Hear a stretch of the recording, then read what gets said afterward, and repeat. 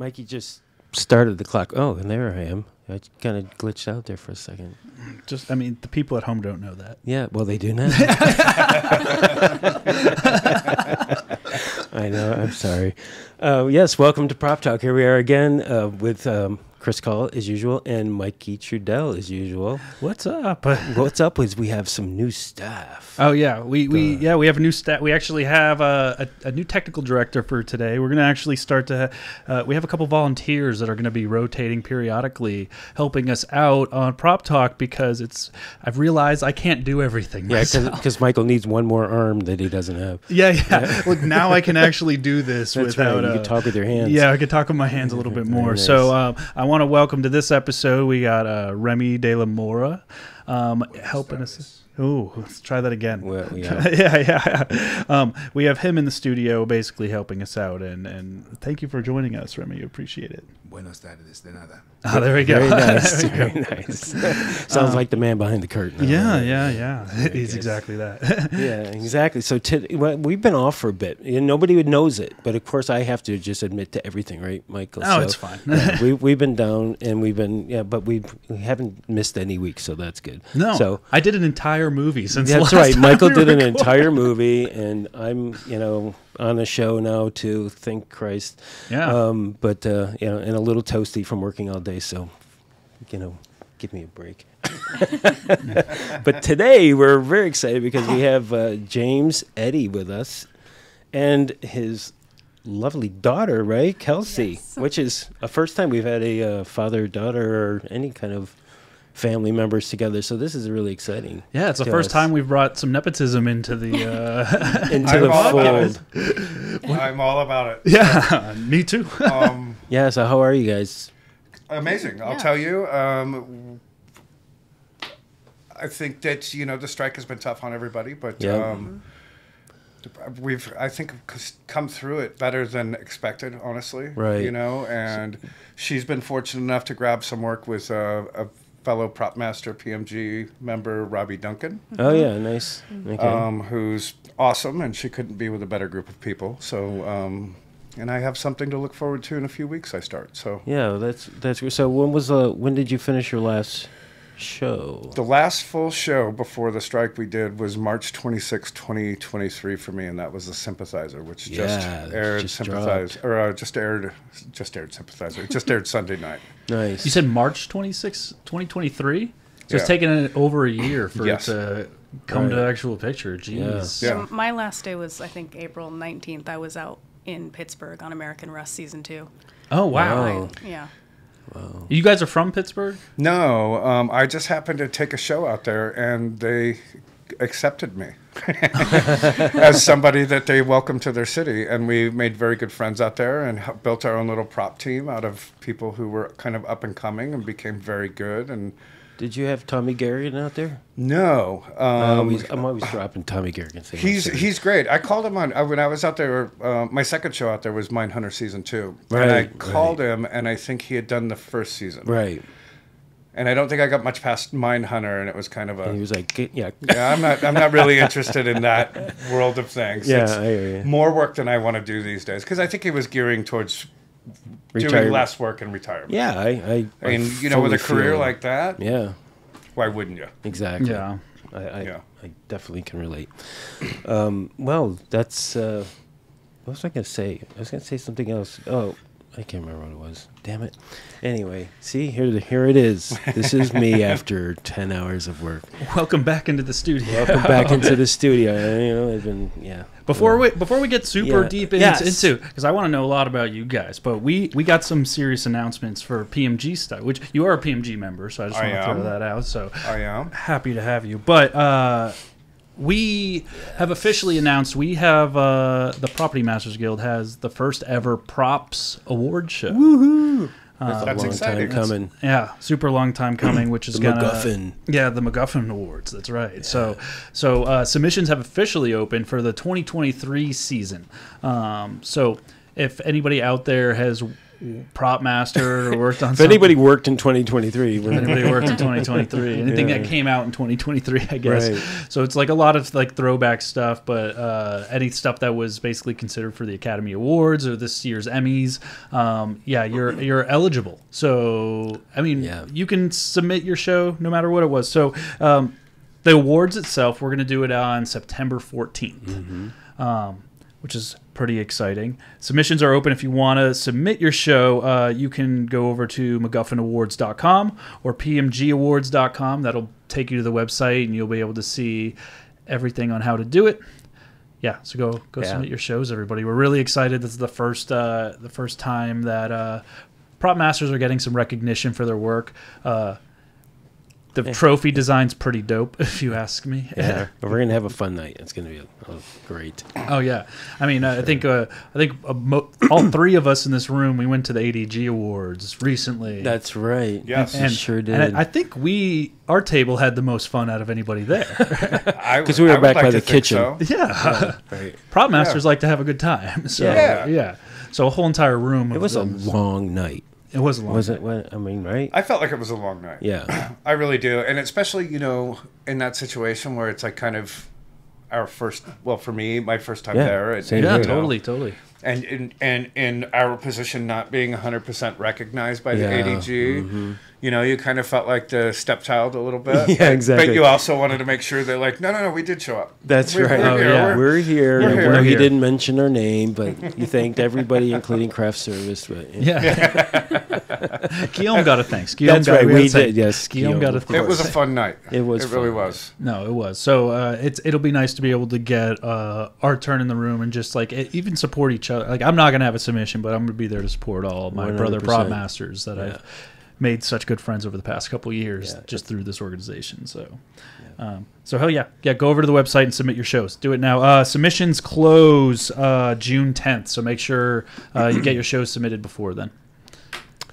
Fantastic. That's all I have to say about that. That's all. Yeah, and we have a couple other announcements at the end of the thing that we're gonna, couple ideas that we have about future shows because we've been getting some feedback. Oh yeah, right. And, good feedback. Yeah, good feedback. People asking, requesting some stuff, and so we're gonna respond to it. So it'll be great. But now that's it's all about you, James. I don't know about that. Yeah, right now it is you and Kelsi. That's right. So let's start off with telling us. I mean, where are you from, and how did you come up? And well, I was your born. Origin story. I was born at Torrance, California. Okay, but grew up in Northern California on a chicken farm. Believe it or not. Okay. And when I was 18, I had enough chicken farming, so I came back to LA. We're in Northern California. Just north of Sacramento in a small town called Rio Linda. Okay. Near Alberta. And I come back to LA and, I wasn't doing much. I was trying to take the rock and roll route. I was going to be in a band. So you're a musician?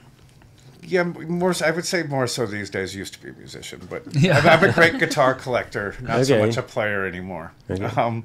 But I ended up meeting Kelsi's mother. Mm-hmm.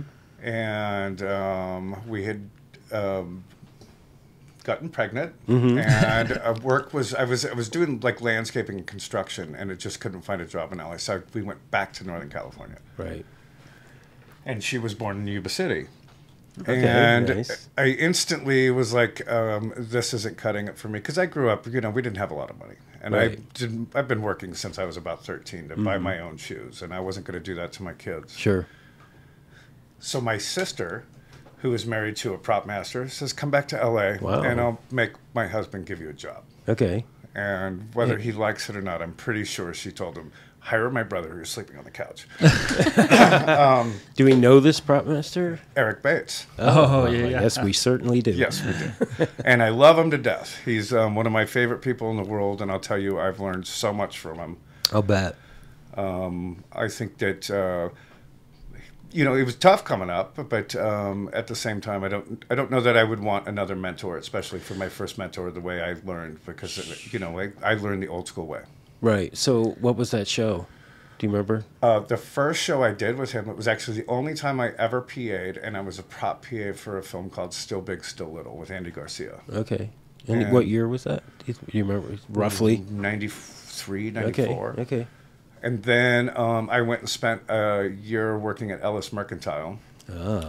And, you know, that kind of wasn't cutting it. As, you know, anybody who goes to the prop houses, generally you want to go out and be on a show. You want to go make movies. And my brother-in-law had called me and said, there's a production designer. His name's Dave Blass. He's gone on to do lots of great things in TV and Star Trek world. He's looking for a prop master. Just tell him you know how to do it, and then call me and I'll tell you how to do it. Sorry, Dave. Hey, we've heard this story a lot. I yeah. I 100% lied my way into the job. Yes, of course I knew how to do it. The upside was I understood the process of prepping from being at the prop house. Right. I understood where to get things, so I wasn't completely lying. Of course. I just didn't know the application. Yeah. And, you know, cut to many, many years later, and here we are. That's kind of where I started. And I think my first big show was probably in TV. No, that's not true. It was 6 Days, 7 Nights with Eric Bates. And we went to Hawaii, and that was also my first location. And you were assisting. Yes. Yeah. I was, I think, prop assist. And we actually had another fellow prop master, Chuck Askermes, was on set with us, who I love, Chucky. And that was an amazing experience. And I think we kind of parted ways a little bit after that. Eric doing his own thing, and I kind of did my own thing, and I think it was, you know, kind of appropriate timing. And I went on to TV for many years. And what shows did you do?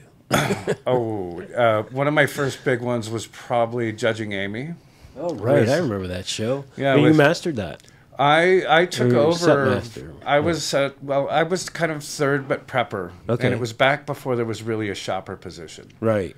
Yes, I remember. And I did master a few episodes when Ian Scheibel, who was the prop master, had I think he had a surgery or something. So I took over for 3 or 4 episodes because I had already prop mastered. Sure.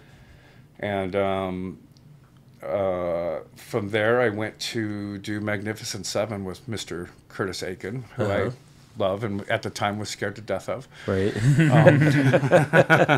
But he's turned into a very, very long-time friend who I very much love. And there's a great story of Curtis kicking me off a set when her little sister, who's not so little anymore, was about to join us in the world. Right.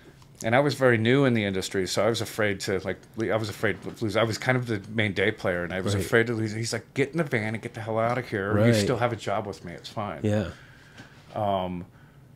So that was kind of my first 2 long runs on a show, and then I kind of just bounced around doing a prop master gig here, assisting there, set dressing whenever you could, just stay and work and keep the money in the bank. And I bumped into a prop master I knew from Ellis Mercantile, Michael Lindsay. And I said, "Hey, if you guys need anybody, I'm available." And it was right around the time her now 19-year-old brother was about to be born. So I was sweating, dying for work. And funny enough, he emailed me the same day and says, "Hey, something's come up. Do you want 2 days?" Sure. So I went in on a Thursday and Friday. And Friday he says, "We're having a problem with our third. Do you want a full-time job?" Wow. And I stayed for 102 episodes. Wow. So, and after that, I finished out as the third for season 5 of CSI. And then when they moved to Universal, I took over the set.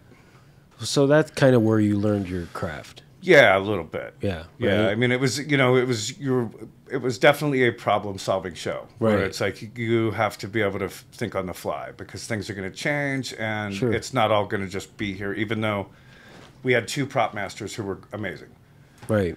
Paul Byers and Michael Lindsay, who more than prepped it, and you were never without. Sure. Yeah. Sure. But there's still moments like, it's "Hey, can TV. we do this? Can we do that?" 100%. Did you know you wanted a prop master up to this point, or were you just I did. content? I already had. Yeah. My first movie was, I want to say 1994, out of the prop house. It was a movie called Asylum with Malcolm McDowell and Robert Patrick. Totally. Yeah. And I knew that's what I wanted to do, but there was things going on in my life that it just didn't. It wasn't helpful to be a prop master and deal with my personal life as much. Yeah. Totally. Right. So I would take little projects when they would come, but mostly assisted because of the lack of responsibility. Yeah. Yeah. Sure. So Kelsi, So watching your dad bounce around, trying to do all these jobs and keep the family afloat, what made you think you wanted to get into this? You know, I started my career in this industry after trying something else. Okay, which was? Which was managing restaurants and bars. And I hated it because I'm not suited for customer service. Right.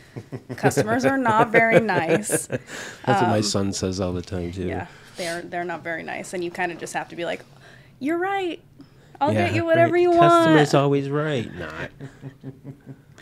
Yes, So how old were you then when you were doing that? I think I was between 18 and 23. Mm-hmm. I started with you in 2018. Yeah. So But before all that, what was your impression of what your dad did? I loved it. So he would bring me to set all the time, and I just had a great time. I actually wanted to act. That was the first thing I wanted to do. I took acting classes for like 8 years, and I loved it.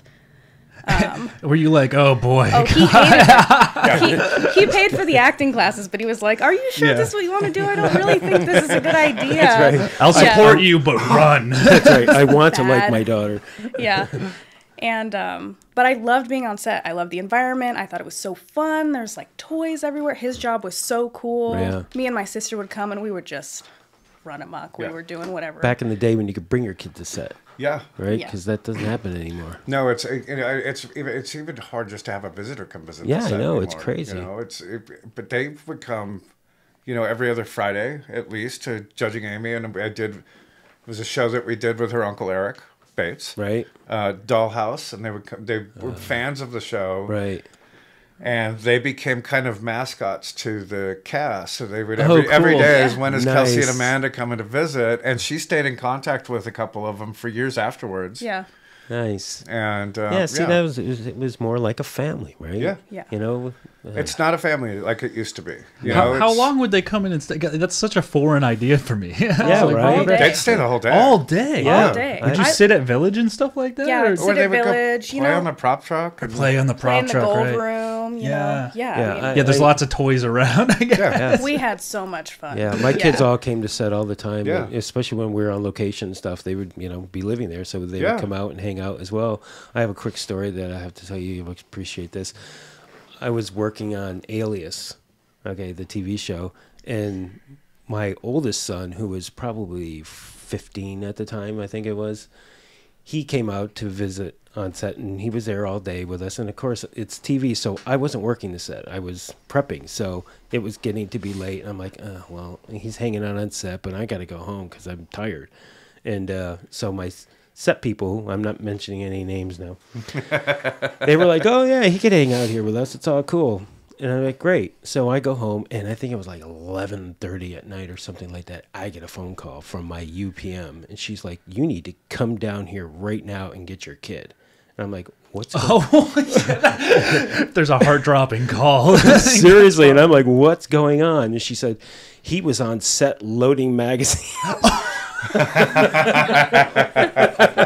And my armor at the time, and he was just like being a good guy. Yeah. He's like, oh, he wants to help out. What's wrong with that? Oh, I don't see the problem. Yeah. Personally. Yeah, no, I mean, he knew what he was doing. But I anyway. may have had her doing such tasks. Exactly. on, It was a different world back then. Yeah. But It yeah. really was. Yeah, I came there. He was crying. It was upsetting because she was a hardcore UPM. She scared me.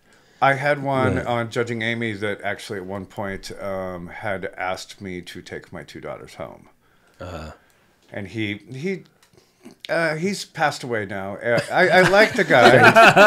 I don't think he cared much for me. I think he would always ask Ian, like, what does James actually do here? What are we actually paying him for? Wow. And he had no idea that, like, Ian was never there. So it was Right. basically Ian. Sorry, Ian, but Ian was kind of my shopper. And, Yeah, right. I know. I worked for Ian. He's one of the few proper answers I ever worked for. You know, I learned a lot from him. I Yeah. learned how to shop. You know, spend it, go get it, make Yeah. sure you have it. Yeah. You know, so even if it sounded like a dig, it wasn't so much because we were more than covered. But so the UPM calls me in one day and it's just like, they gotta go, and I was furious. I'm like, Yeah. well, then I'm leaving this show.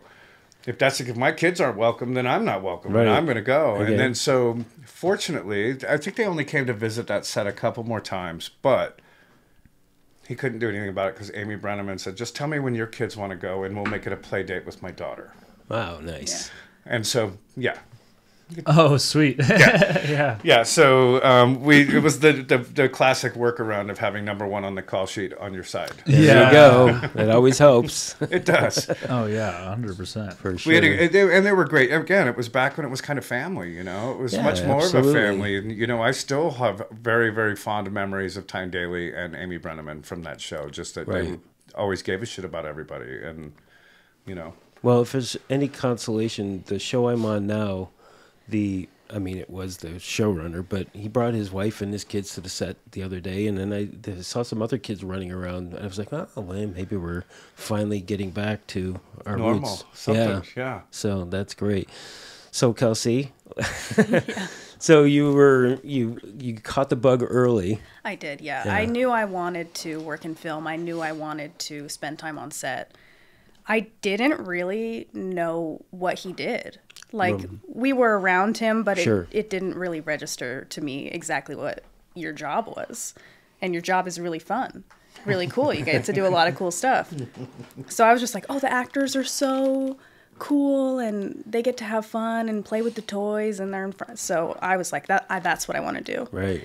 And over time, I was like, I don't really think it's for me. I saw how actors are treated, and they don't really have a lot of input a lot of the time, unless they're like really big names. They're just kind of there.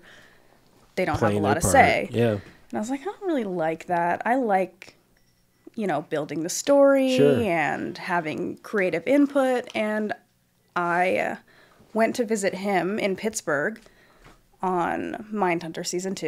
Mm-hmm. And I would just like fell in love with anything. I hadn't been on set in a long time, and I just was like, wow, this is so cool. You're recreating a story.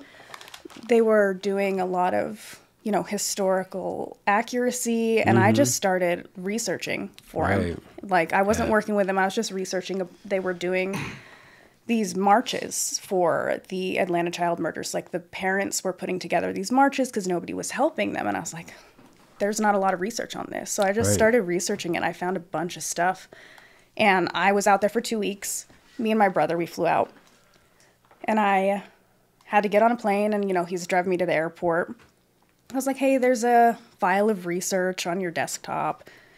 And you just did it on your own? Like, this wasn't a thing? No. I was like researching all the time. Like, we were in the car because you drive around all over the place. I'm like researching on my phone, and anytime I had downtime when we were at the office, I was just researching stuff. So I left it for him.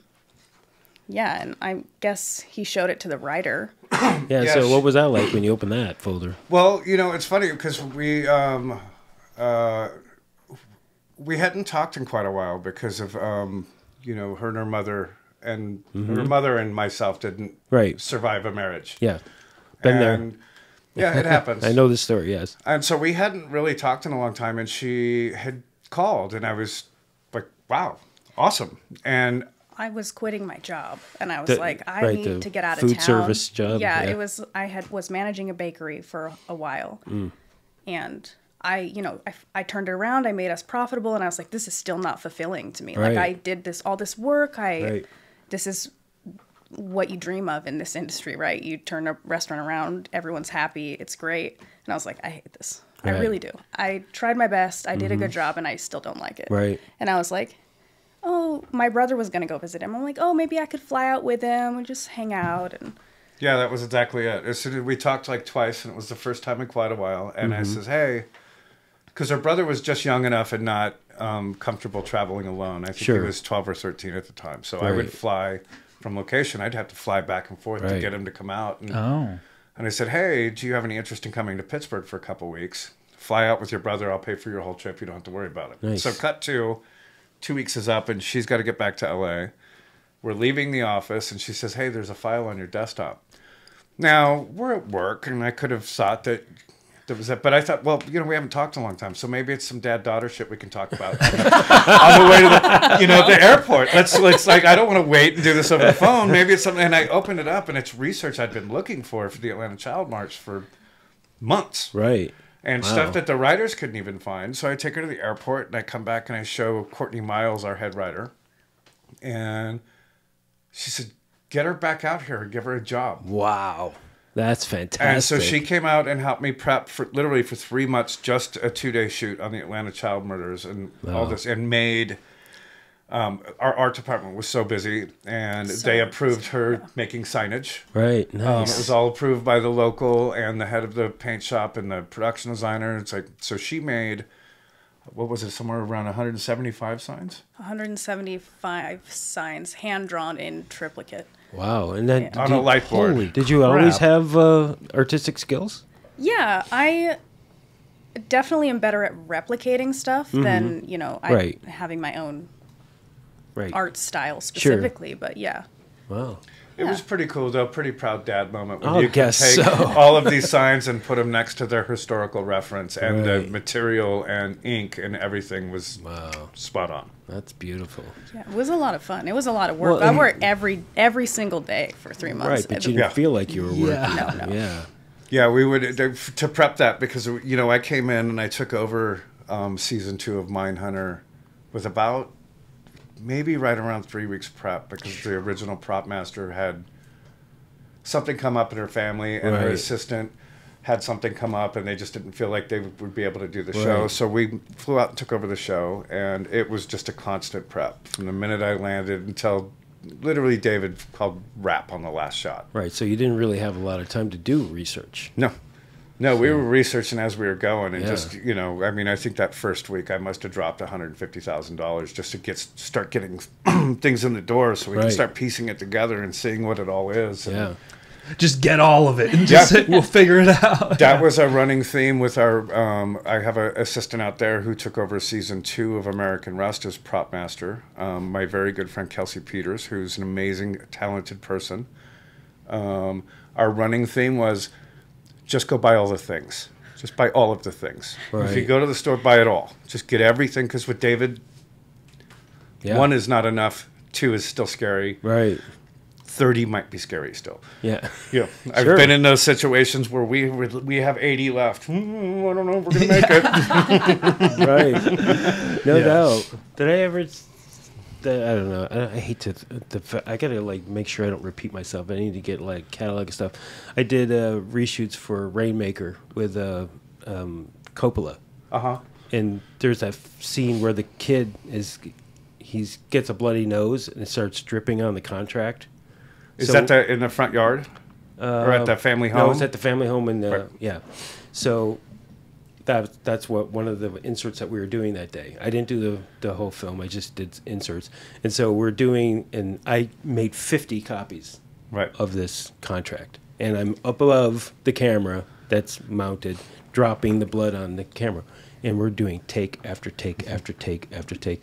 And then I finally used the last one, and Francis looks at me and he goes, "Is that it?" I'm like, "That was the last one." He goes, "All right, we're done."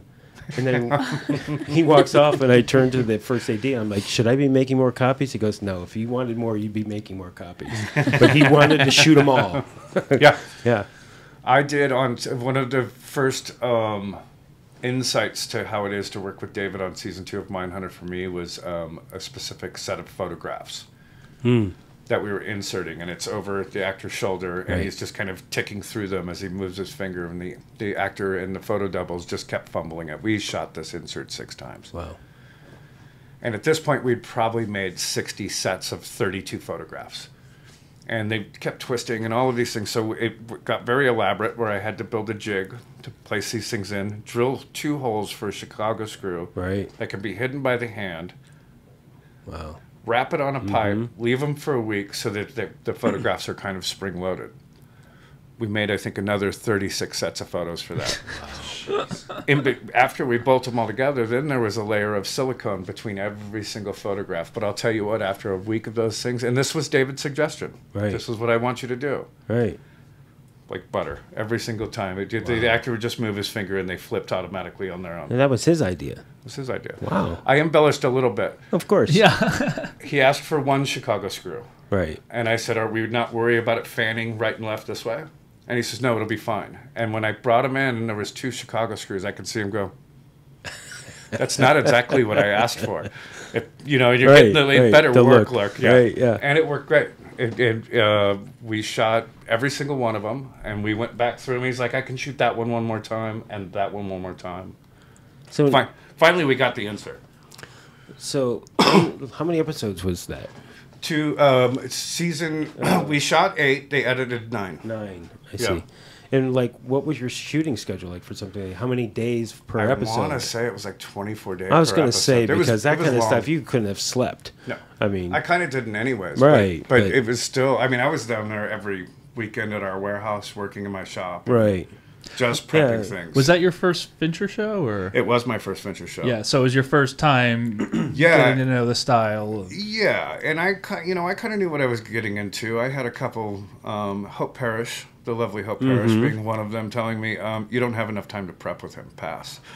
Wow. And I'm going, no, I'm a huge fan. If I pass, I may never get the call again. Exactly. So, also, it's like one of those name directors that you're like, okay, I wanted the job. I wanted it because of David. Yeah, totally. You know, I loved it. 7 kind of changed the way I look at what we do. Like, how, yeah, really. Oh, totally. But honestly, how the smallest of details really can push a story. Yeah. And just the aging of that little piece of linoleum that scratches up in the floor in that scene, in the first crime scene of 7. It's like all of these little details kind of changed the way I looked at what we did. You can't even look at a square box anymore. No. Right? No, and the John Doe notebook, the John Doe notebooks. It's just like the level of details that went into those things. It was just like it was kind of eye opening. So there was no way I was passing on Fincher. Especially, I loved the first season. Right. Yeah.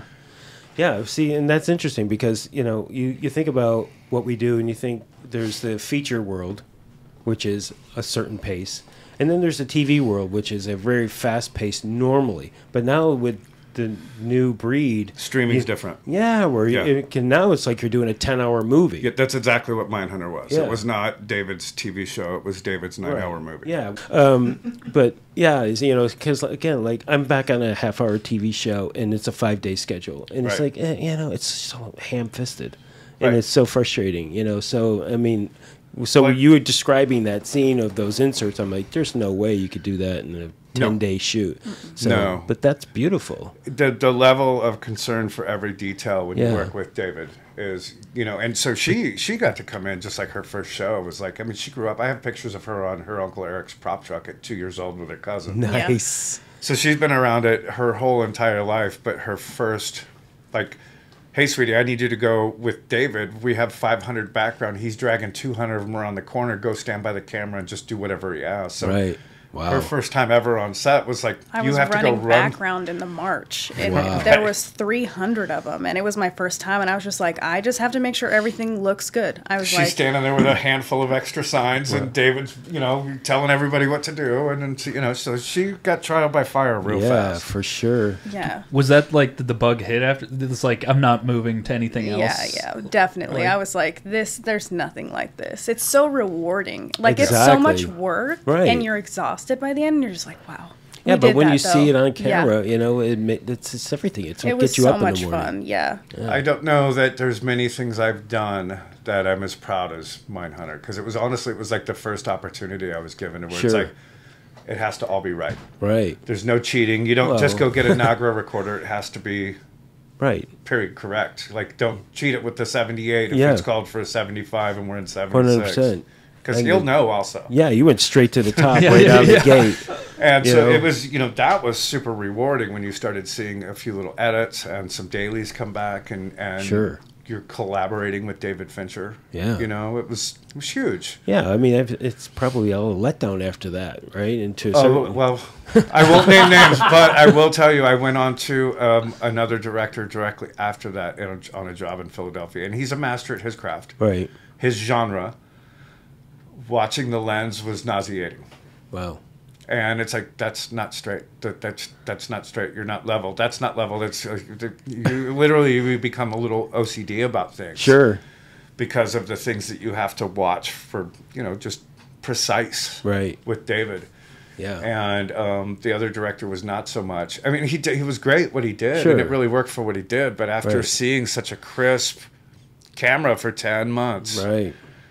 to see these like kind of herky-jerky movements and Dutch angles and stuff. Yeah, it's just like, you know, it was me and my assistant, Kelsi Peters from Pittsburgh. She came to Philadelphia on the job with me, and we'd both be like, he sure is nice, but he's not David, is he? Yeah, right. And he was absolutely nice, and you know, he's great at what he does. Sure. It's not a discredit to him. Animal. It's a different animal. 100%. So, are either of your brother or sister in the industry? No, not at the moment. Had no desire? I don't think my sister has much of a desire. We'll see about my brother. He's still pretty young. Yeah, he's 19. Okay. He's still figuring it out. Sure. Yeah. Yeah, I know. My son got in and got out already. Oh, well, yeah. You know, just wasn't for him. I'll tell you, it's not for everybody, and it's better to figure it out young. Yeah, absolutely. You know, because once I tell people too, once you hit the 5-year mark, it becomes a little less easy to walk away. Right. Absolutely. Once you hit 10 years, and if you have a wife, kid, and a house, yep. Where are you going to go start over at the bottom and make kind of money? Yeah, absolutely. Yep. Well, it's also nice that you guys can actually. You have a good working relationship together, because family members, I mean, it's either works really, really well or it works terribly. Well, I'll tell you, it was tough working with my brother-in-law, and I think it was more tough on him because it was like, you know, he grew up in the business also. Right. So, you know, his brother's a prop master. Yep. His parents were both prop masters. You know, Bill and J.B. Bates, they legends in their own careers. Totally. And for him to have to teach his... You know, and I'll admit it, his dipshit brother-in-law, who was going to be a rock star and really had no idea. That was probably frustrating for him. And here we are later, and he's one of my favorite people in the world. And I light up every time I see his phone call. Like, awesome. Well, he's got to be proud of you now. I know that. I hope so. Definitely. I mean, come on. So. You skyrocketed, dude. I mean, seriously, from being an assistant property master to the movies that you're doing now. I mean, I'm impressed. Thank you. Yeah, absolutely. Sometimes I don't know. Sometimes it's just like, what? I'm just going to work. It's like, you know, it's like. Yeah, it's nice when it comes second nature, right? But the fact that I value my time working for Fincher, and I've gotten to work with him on 2-3 projects now, in his streaming film and a commercial, and his production designer, who's one of my favorite people in the world, Don Burt. Mm-hmm. That we got to do The Killer with Don Burt and David, and then go on to do Sympathizer with Don Burt. And, you know, you make a contact like that, and it's successful, and then there becomes a friendship, and it becomes invaluable, and it's much more than you ever expected. But it also doesn't, it's like, well, that's my buddy. Right. You know, so it's like you hear people like, wow, you did that. It's like... just done a job like the rest of all of us are doing, you know. So you don't you don't grasp it all the way. Yeah, I get it. But again, you're one of those guys who gets your value to a director like Fincher. Okay, because you're part of the team, you're part of the collaboration. Yeah. Okay, and again, these are the things that I deal with and try to impress upon my crew. Because, again, I'm doing TV, so I'm not on set all the time. It's like, if you have a question, just go to the director. They want you to talk to them. Yeah. Okay, and not be intimidated. It's not an intimidating situation if you don't hold it that way. I just did a little commercial a couple of weeks ago for a production designer friend of mine. And I don't know what really happens on commercials. I've done a few handfuls of them in my entire 30 years of doing this. But I asked the director a question in passing about some props, and he says, well, I don't know. Could you show me the options? I said, yeah, let me get him. He says, here, take my phone number down and text him to me. And he became my best friend. It was like, who's not talking to you that this seems so odd to you that I'm like trying to get your collaboration here? You know? Yeah, well, that's what I'm telling you, brother. That's why you're where you're at. Because you have that, you understand that. And again, it is a team effort. You know, and I'm sure it must be frustrating for a lot of directors to work with prop people who don't do that. Yeah. You know, that you have to try to like impress upon them or hope that they get it right or whatever, you know, because the director is doing so many other things. They can't be the one to come to you all the time. No, you have to go to them. And they need to trust that you're on the same page and that you're actually doing what they've hired you to do. Yes. You know, I've showed up on sets and you're like, man, you're so on it. The guys we normally get, it's like, who are you working with? Like they're like but again, you know, it's like I just doing what I do, and I don't feel like there's anything special to it. Right, because it comes second nature to you, and you also you know, but it had a high bar to start. Yeah, Yeah, I'm very grateful for the career I had and every, mentor and lesson I've learned along the way, even the tough ones and the bad ones. I think they're even more invaluable than the good ones sometimes. Sure. Learning 1,000 ways not to do something sticks with you a lot more than that doing it totally. one way right that Totally. one time, That's for sure. That's for sure. And how about like with your crew? I mean, obviously you have to have a top-notch crew because your crew is everything. So, I mean, how were you able to impress upon that and find that in your crew? I mean, because I've struggled with that over my career more than anything. It is tough. I've been really fortunate that, like out in Pittsburgh, I was out there for 4 or 5 years. And Right. when I showed up, everyone that was really seasoned was busy. Right. And I'm going to say her name again here, Kelsi Peters, who's an amazing Pittsburgh talent, was the on-set dresser that was local there. And I was hired to do a series called The Outsiders. And before I was shipping out, it got canceled. But the UPM says, hey, Sony's asked us if we want to do this movie of the week. Would you have any interest in coming out and do that? But I can't bring your crew. You just have to come out and hire a local. It was 2 actors. We had 1 day with 35 kids background on a 38-day shoot. Right. It was 2 actors. It was a school shooting that was actually ended on a positive note. I see. Nobody died. The shooter lived. They helped him, and it was a good story. Nice. So I went out, and they gave me a list of all the people. And they said, this girl right here, Kelsi Peters, is very interested in getting in props, and we just love her. If you were willing to teach somebody, this would be my recommendation. Nice. And I asked if we could get her into the office to meet with her. He says, well, she's downstairs wrapping out Outsiders for props because they didn't want to wrap out their own show, so she's wrapping it. So I said, great. And I wandered down the stage and introduced myself. And, excuse me, I've told the story so many times and I find it hilarious.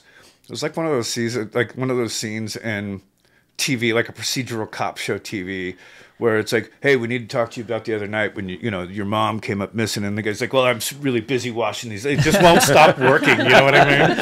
It's like he's loading the cement bags or whatever it is. It's just like, I can't stop. I know that the horrible death and it's somebody related, but I'm going to just keep working. And it was just like, I'm really curious, is she doing this to impress me? Right. So I said, well, it was nice chat with you. And I wandered off and I randomly showed up a few more times. And by the 3rd time, she still just not stopping. Working And away. I watched from afar. It was just how she worked. I went back and talked to the producer. And he says, she doesn't have a lot of weapons experience. I said, she's going to when we're done. He says, totally. He says, one thing I need to tell you is she's going to fight you on because she's committed to wrapping out The Outsiders right now. I said, well, when can I have her start? She says, when she tells you that she has to do Outsiders to finish wrapping that out, tell her Larry said that you're fired from The Outsiders. So she basically threw the towel on the table and walked upstairs with me and assisted for me for the next 4 years. Wow. Whoa. Oh, Yeah. fantastic. And how long had she been in Pittsburgh working? Probably 3 or 4 years before that. She was, how it is out there. It's just, especially when you're coming up, you're doing concert stuff also. Everything, whatever it took. Whatever. I think she started in lighting. Okay. How old is? I mean, I'm just curious because she's 30 now. I would say. Okay. Yeah, she's right around, and That's just fantastic. The amazing thing is too is they've become best friends. So there's 2 nice. Kelsies in my lives, Right. and so when we're all on set together, because I've called her Kelsi Girl since the day she was born, and it was getting confusing, and everybody's like, no, it's K1 and K2, but they wanted. I would have been K2. And I'm not. I can't do that. Right. I can't call my daughter number 2. No way. So she's KG, and Kelsi gets to stay Kelsi. Nice. But Nice. I've been fortunate in that aspect that she was very good and wanted to learn. And I'll teach anybody that actually wants to learn and shows progress. Yeah, that's the whole thing. It's Aptitude. It's the minute that it's like, dude, it's not so hard to rack a chair rack. You Right. know, it's like you say you want to learn, but you're not even paying attention to these little you gotta things. care. I'll stop teaching. Yeah. And it's Exactly. just like, you've made your own bed. Right. Kelsi was not one of them, and KG was not one of them. I've been fortunate that I've gone and had lots of great assistants that really cared to learn.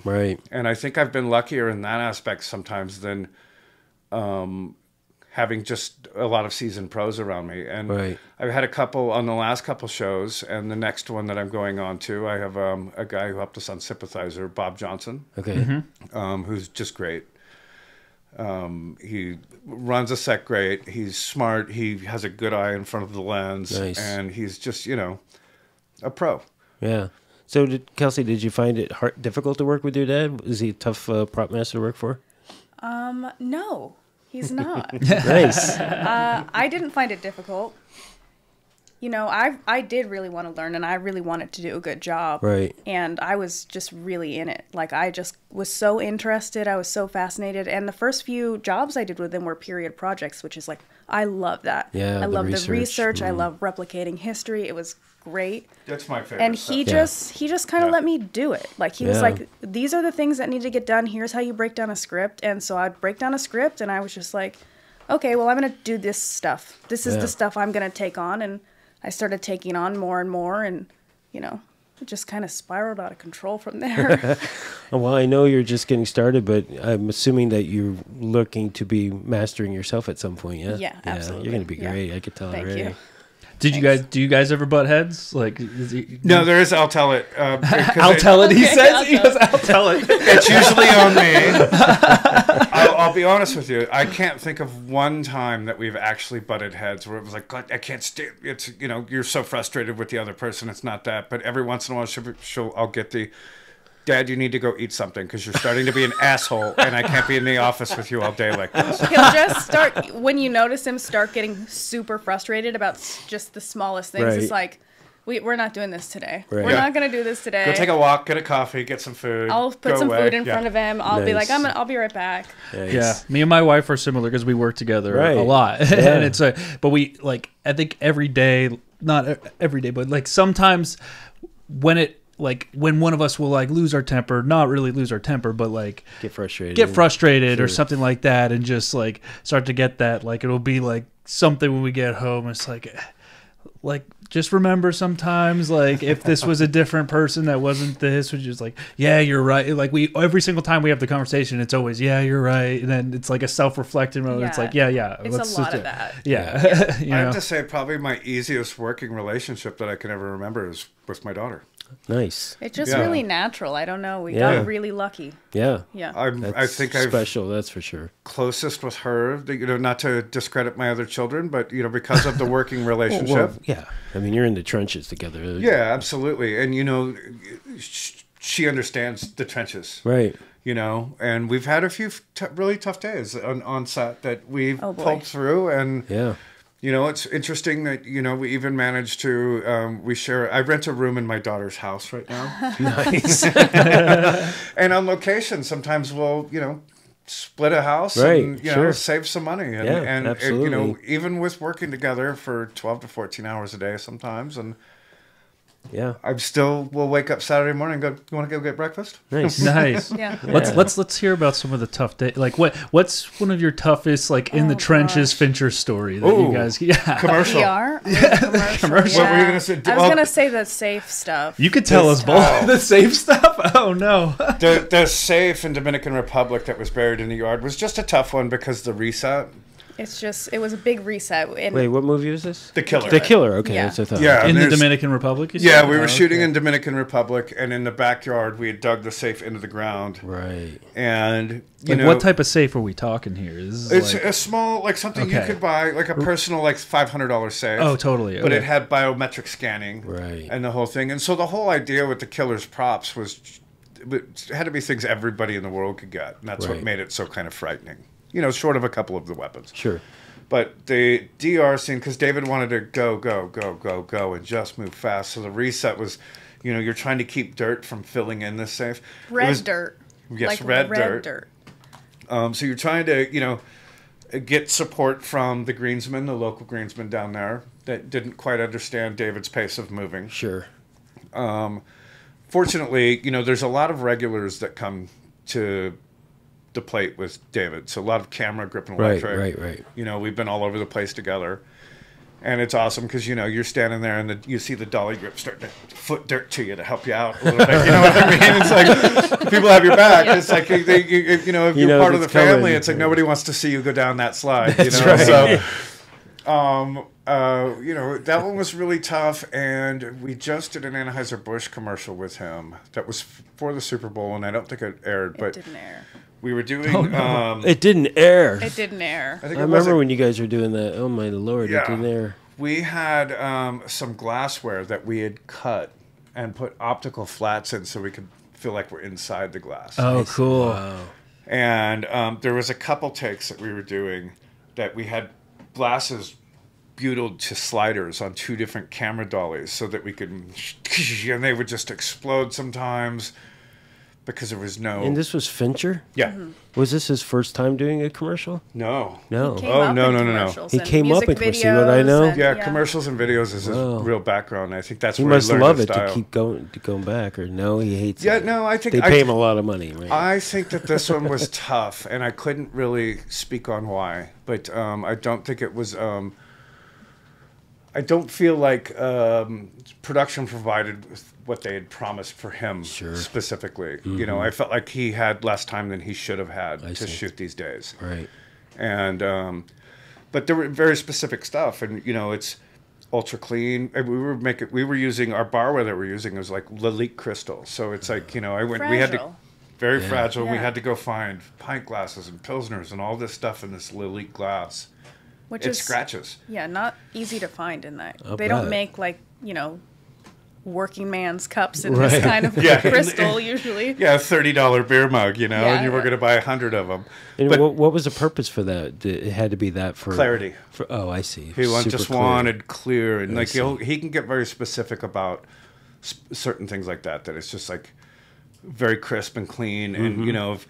I remember doing inserts on Mindhunter where, you know, the actor's holding a piece of paper and we do a little baby plate on a C-stand behind so there's no flopping, and the actor squeezed just a little too hard and you get a crease. James, I need a new piece of paper. That one's used. Yeah. And like to my eye. Right. But he saw it from a mile away because his eye for detail is pretty slick, That day doing the glassware was very tough. We were supposed to have some support there that I don't feel like you just weren't quite prepared for the environment that we were in. Right. And moving at the speed that we needed to move at. So, you know, you felt a little behind all the time. And, you know, that was our 3rd project with David. You know, I respect him a lot. So you want to always succeed. Of course. And it's, you know, it's tough when you feel like you're not. Yeah. You know, and I'll tell you, those glasses would explode. I mean, we got a cameraman on one side and our DP on the other operating the sliders.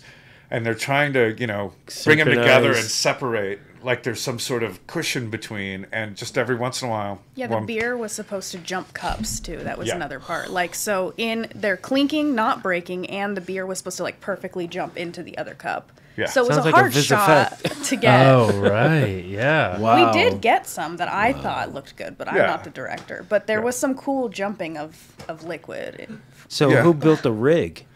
I went to cut the glasses down. I had found it. God, what was the guy's name? It was John. It's a little place over by History for Hire, kind of, on Sherman Way or something. John, I'll look it up before we're done. I can't remember the name, but a lot of people, even a few of the bigger houses, passed on cutting Lalique crystal glasses and putting optical glass in. And he's like, "No, I got it," and he just literally sat with a Dremel. Whoa. With glass cutting bits, diamond bits, and cut. How did that sound? 30 glasses. Wow, 30 glasses. 30 glasses. Drilled out the bottom of a couple of the mugs that I had, and then we had some where it was a little bit cut away, and then you have the optical glass, and then harder cut, and then a much harder cut where the lens is literally sitting about half inside the glass. That was another tough piece, is that we put the lens in the glass, and then a couple guys come and clink on the other side, but then the rim is dirty. Yeah.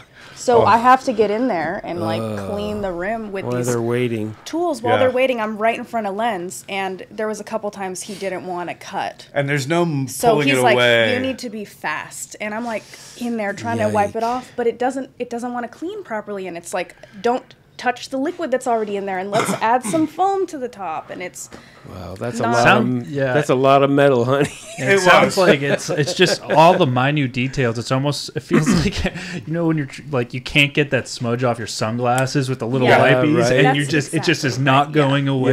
Yeah. But then you have this pressure of having to do it. Yeah, you don't have quickly. Fincher over your Yeah, oh exactly. man. Yeah. And he was really on me that day, really on me, and I was just like, oh man. I really felt So like he just didn't frustrated. feel I was like, like I just want to do a good job, and Yeah. it's not Sure. fast. Right. I think he just really felt like he didn't have enough time, and you know, I think that everybody who is a Fincher regular in that world really strives to never be the reason that the camera's not rolling. 100%. I hear that. And I've never been on a set that the camera rolls more than him. You know, and you know, it's interesting because I don't think that in any other environment you think of it as much as you do in that one. Sure, I'm sure. You know, I think those, you know, there's people who get them and are like, we're on board, and there's people that don't. Right. Yeah. And it's just they the get way it weeded is. out pretty quick, I'm sure. Yeah. Yeah. Yeah, it's not for everybody. I No. mean, just like the industry, you know, and, Yeah. and some directors aren't for everybody. You know? 100%. That's how Tarantino is. I mean, that's why Right. he has the same people, most of the same crew for Yeah. everything he does. I 'Cause was he's fortunate enough to do his episodes of CSI. Oh, how many episodes did he do of CSI? He was originally hired to do one, and it's actually a great story how he got there. Okay. But after one day of dailies, CBS came back and said, we want to make it a 2-hour episode. The whole writing staff is at your disposal. You have right of refusal, and you have last say. Nice. Same with Final Edit, the whole deal, because they'd been courting him for years because he had talked about how much he loved the first season, but they could never get him. Right. And as the story goes, Larry Mitchell, our technical advisor, was standing in Vegas wearing a CSI sweatshirt, and he was out there at the sports book and writing. And he goes, oh, I love that show. And they started chatting. He says, I'm the technical advisor. You should come by our stages sometime if you're ever in LA. I was like, I'd love to. So cut to a couple of days later, in walks Quentin Tarantino. Nice. And everybody's like, are you here to see the showrunner? And he's like, no, I'm here to see Larry Mitchell. And they're like, what? Like, and you know, they're checking the love books. it. Like, where did we miss a Quentin Tarantino meeting here today? You know, Right. everybody's now panicking. Yeah, I'm sure. And he's like, no, I'm here to see my friend Larry. And before they had made up their minds, he's not leaving here until we get him. So they bumped the episode 24 director, Wow. who was showrunning director. And Okay. he agreed, though, also, because he was Of smart. course, he's a showrunner. Yeah, Ken Fink was a great director there, and he was just like, yeah, no. Yeah, of course. So they said, what will it take for you to come and direct our season finale? He says, well, I have to write it, I have to do this. You know, and he gave us a list of Sure. things that would make him happy to do it. Uh-huh. And they accommodated, and by the end of the first day, we want more. So our season wrap gift after a long season of CSI was, And it now was we're like- going to go make a Quentin Tarantino movie. Right. Nice. And that was like 22 episodes probably at that We point. had already right? done, I think, 23, Yeah. and he was going to do 24, and we ended up that's a doing long basically season. 24 and 25. Wow. But it was amazing because, you know, he showed up in his energy. Back to where this came from was you either get him or you don't. Right. And there was a lot of people that did, and you went from this dog-tired crew to like, this is awesome. Yeah. And like, it's like day one again. And now we're making this, you know, this thing that is very familiar to us, Right. but through a different eye that we all know. Yeah. And it was really cool. I'll bet. Yeah, it was really cool. Yeah. Yeah, that's amazing because he definitely his love for the process is so apparent. Yeah. Were you on for that? You weren't on for that. No, you not missed for that. That, matter of fact, that was right around. I think her brother was born that season. I think about 4 months before that. I see. Her 19-year-old brother was 4 months old then. Wow. Yeah. Wow. Okay. Yeah. Amazing. So I see you did this movie, Outlaw Johnny Black. Was that your first Western? As prop master.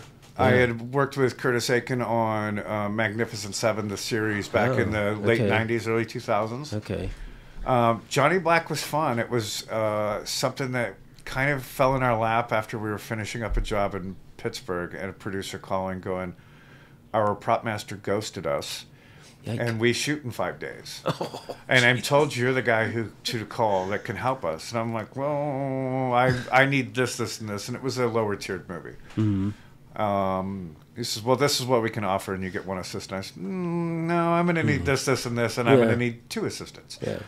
And so they caved, and we did it. And it was really fun because we just made 70% of it just really generic. Mm-hmm. Because we didn't have time to do a lot of fittings with actors. So we picked the main 8 and did something special with them, built cool rigs. Sure. But everybody else, it was just like, hey, we're throwing this background guy in. It's like, cool, give me your belt. So we never got hung up in continuity. We just tried to make everything very generic so that it just swapped easy. And it was a lot of fun. It was, it was kind of silly. So it was. Where did that shoot? Sable. A lot of it was right here at Oh, Sable yeah, right right down the road. And what's the other one that's over off of... Sand Canyon? Yeah. There's Rancho Deluxe and Disney Ranch. It was Deluxe. It's Rancho Deluxe. Yeah. It's like right on the other side of the fence pretty much. Yeah. So, and that was fun. It was interesting. It was the group of people. I don't know if you've ever seen the comedy Black Dynamite. No. Kind of... Pieces, yeah. It's a blaxploitation comedy. And just a great bunch of people, and the director of Johnny Black was Black Dynamite, so it was fun because you could bring jokes to him, and when they landed with him, like, we could throw it in, and then he didn't really care if we were throwing stuff in the background either, as long as we didn't mess with the architect of the movie, Sweet. So James, before we get into your latest stuff, I want to talk about your Avengers stuff that you've done. You've done a couple of Avengers things, right? Yeah, what was that like? It was kind of an amazing experience. I was fortunate enough that Mr. Bobbitt invited me out to sit on second unit for him, and so how did you guys get hooked up? I met him. What's funny is I interviewed for him years and years and years ago, and he didn't remember me. But I think I went in and talked to myself. So I like to have fun, and I like 25 years old, didn't know shit. Talked myself right out of the fucking job. You know what I mean? I really oversold myself, and it was just like, I can't have this guy around. And then Russell was moving his house and his equipment out to Atlanta because he was doing so much stuff, and they needed some help in the shop loading some equipment. And my friend, who's very good friends with him, Eric Kagan, says, hey, can you come help me out? And I met up with him, and I told him my story of failing in an interview with him. And he says, well, I'll never forget you now. Nice. And I was between jobs waiting for a movie, and Jen Scott actually says, Russell might need some people out there on second unit. You should give him a call. And I'm like, yeah, he's never going to hire me. And I text him, he says, can you come out next week? Like, yeah. So went out. I was there for 4 or 5 months, and a long time then. It wasn't just a little. I came in and did essentially additional photography for Infinity War, and then did all the second unit for Endgame. Yeah. And it was really great. The stunt teams were amazing. Right. And, we got to do all the fun stuff. We put Thor through the wall, not Chris Hemsworth. You know what I mean? It was like, so it was lots of fun. And the cast, when we did get them, I did all the underground tunnel stuff too with Gamora and Hawkeye in Endgame, where they blow up Stark Towers. Right. And that was amazing. What a great bunch of cast. Like, to have so many A-listers and everyone just be cool. Right. And you're on walking lunches, so we're really doing like 10-hour days and making no less money, and everybody's happy to be there. It was literally, you're there with like 1,500 people playing superhero. Right. And everybody was just happy as could be to be a part of it. And so what's the process for you for doing something like second unit? I mean, do you come in and you get pages? I mean, are all the props gotten? And I've done it in several different situations. In the Marvel world, it was show up and here's the props that you'll need the first week. Right. And you beg for sides the first day because you have no idea what you're actually doing. But they were so tight on the scripts. Sure. I bet. that you sign your life away every morning for a set of sides that as soon as they call wrap, the PA standing there going, I'm going to need those back. Yeah. Yeah. And try pulling your phone out and look like you're using your camera. I mean, if it didn't look like continuity, because we had special badges to be able to take continuity, but if it didn't look like continuity, they would come, let me see your gallery. Yeah.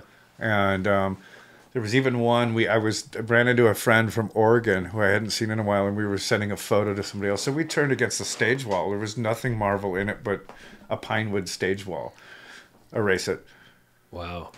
But there's no, it's just erase it. Who Marvel Security. Marvel Security. Yeah, there's, for each set, there's a Marvel Security who just watches. Wow. Watches to make sure people aren't. Is it like a person or is it a team of people? There was a couple. Wow. Really? Yeah.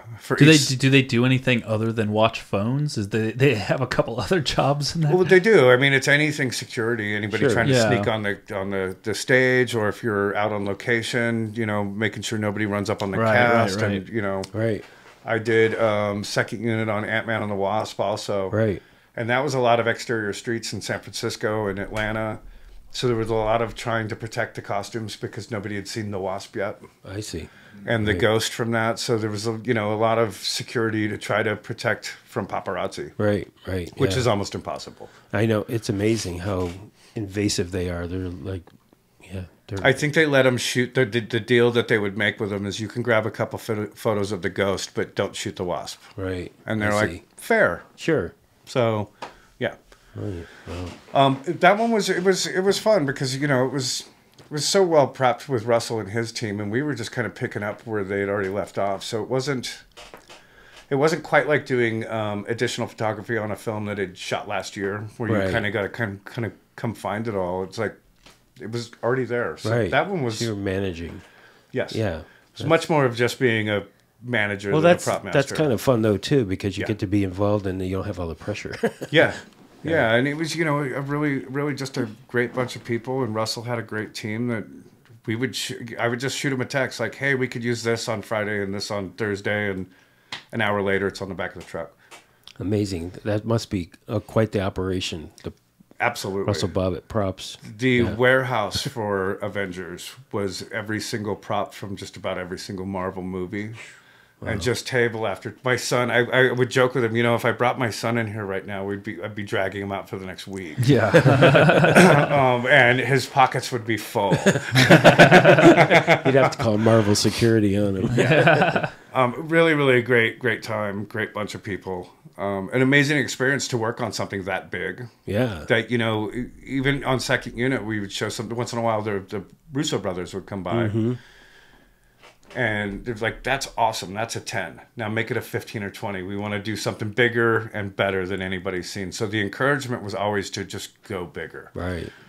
And, nice. Who doesn't love that? Yeah. And money was never an object. Nope. Never once. Yeah. Never once. I don't think that there was really a prop budget on that. Sure. Russell might have had a number, but I'm sure that, at the end of the day, when you're spending $500 million on a movie. Yeah, exactly. The prop budget's we're not going to tell low. them they can't buy that.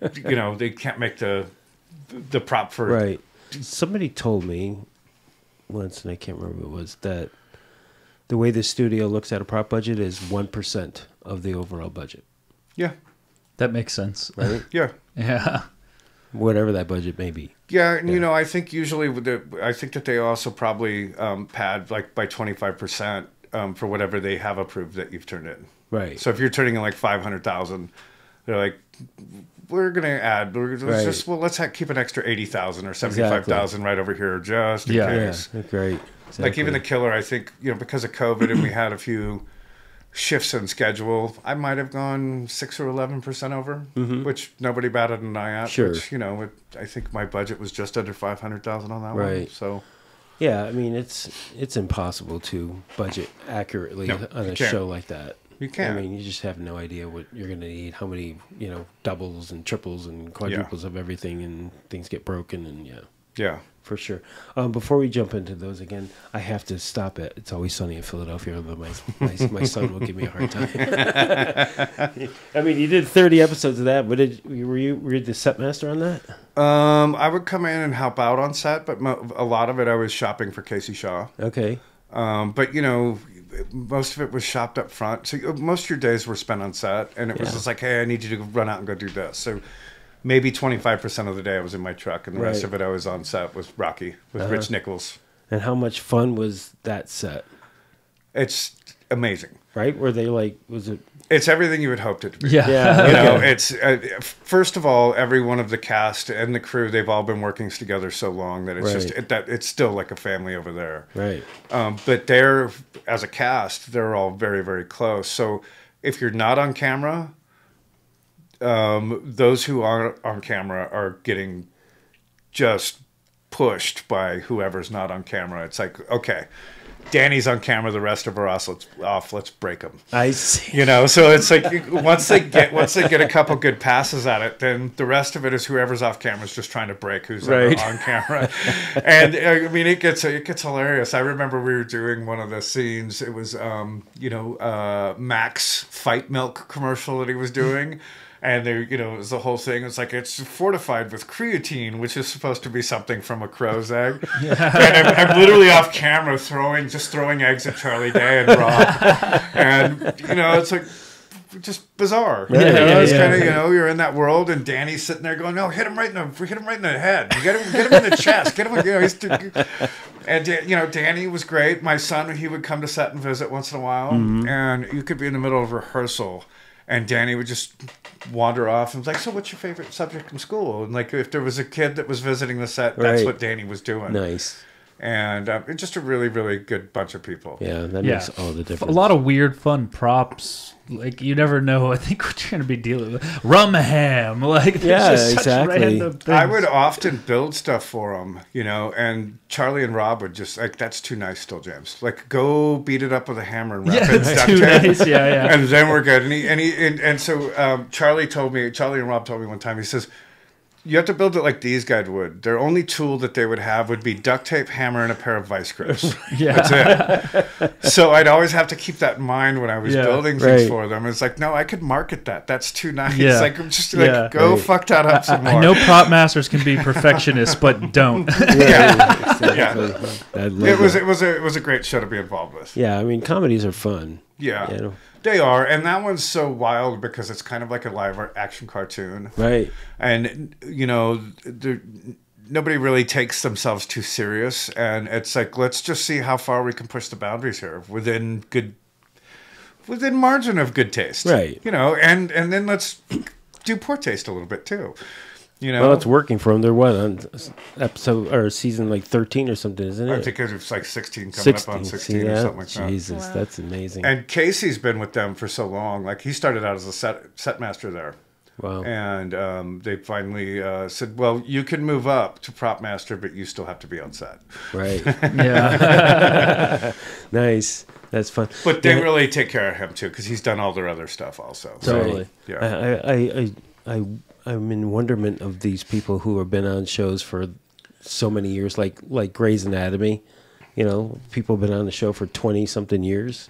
That's crazy. I'll tell you, I think 2-3 years would be my max these days. Yeah. Unless it was like the perfect environment. Well, yeah. I mean, I did Brooklyn Nine-Nine for 7 seasons, and, you know, it's great. I mean, it's just such second nature, and you know everybody, and it's like family. Yeah, I think that like something like Brooklyn Nine-Nine or like Sunny, because of its content, right, and the people involved, it's different. Yes, it's not so as intense. Like I did 68 episodes of Grey's Anatomy.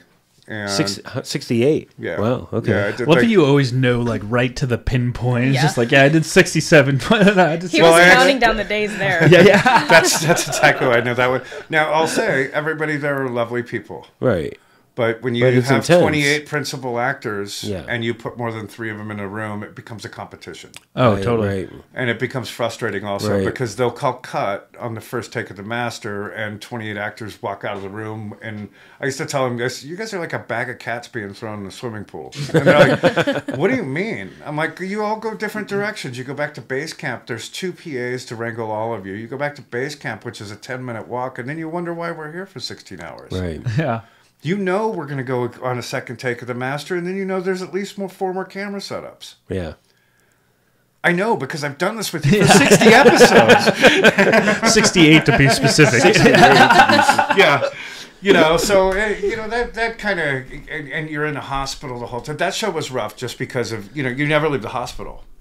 You're in a hospital. Yeah, the whole time. 100%. Yeah, the show I'm on now, everything takes place in the hospital. Yeah. But again, it's also different because it's drama. Yeah. Okay, and it's not, you know, it's heavy. Yeah. A lot of the times, whereas like comedy, you can laugh all day long, and Absolutely. it's like, oh, this is just a lot of fun. That's why when I would do like procedurals and stuff, it's like what murder are we doing this week, Right. you know? And it's just it gets on you. I know Michael loves blood. I do. I mean, I don't like medical shows specifically, but I do like blood. You know what I loved? I really did love doing like the ER scenes and the trauma room scenes and the operating rooms Right, and all with that Linda stuff. Klein. Linda Klein. Yeah, right. LK. How can Come you not on. love LK? Yeah. Okay. Nice.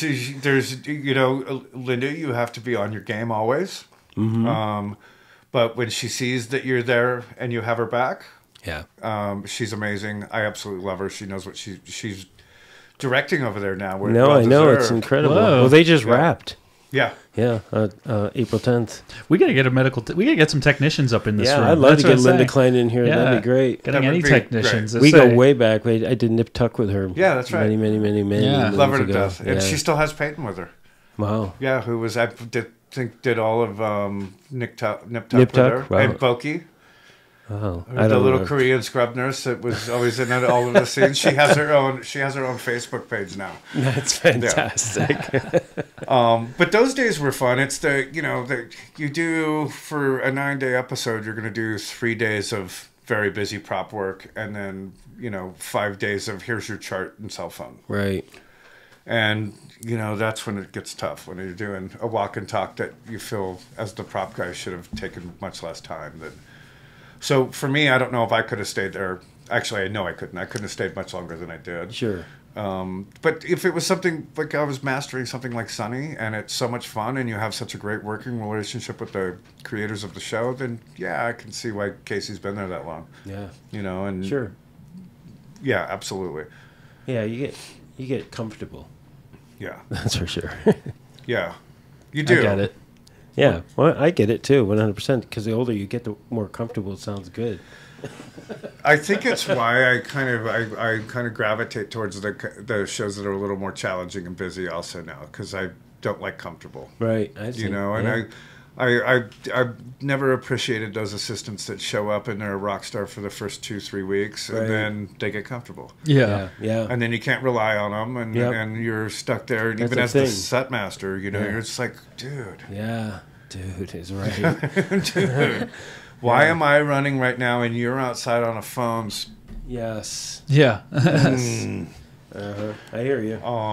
Yeah, that's the hardest part. Oh Sorry, my yeah. God, Mikey's like, No, you're being finicky today. I don't know. Am I what being yeah. finicky? No, I'm it's just not you. sitting here. It's not you. Oh, it's okay, it's, it's it's my- your line. okay, good. Yeah, it's. I forgot what I was talking about. Anyway, we're gonna move on to The Killer, okay?